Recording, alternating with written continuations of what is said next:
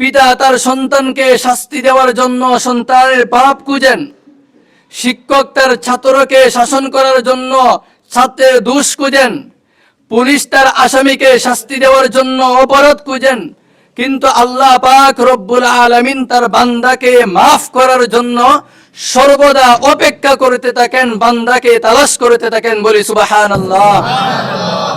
মুসলিম শরীফের 6880 নম্বর হাদিস, 6880 নম্বর হাদিস, রাসূল আকরাম সাল্লাল্লাহু আলাইহি ওয়াসাল্লাম বলেন, ইন্নাল্লাহা ইয়াবসুতু ইয়াদাহু বিল-লাইলি লিয়াতুবা মুসিউন নাহার। আল্লাহ পাক রব্বুল আলামিন রাতের বেলায় নিজের ক্ষমার হাত সম্প্রসারিত করে রাখেন, যাতে দিনের বেলায় যারা গুনাহ করেছে রাত্রে আল্লাহর কাছে মাপ চেয়ে গুনাহ মাফ করাইতে পারে। ওয়ায়াবসুতু ইয়াদাহু বিন-নাহারি লিয়াতুবা মুসিউল লাইলি।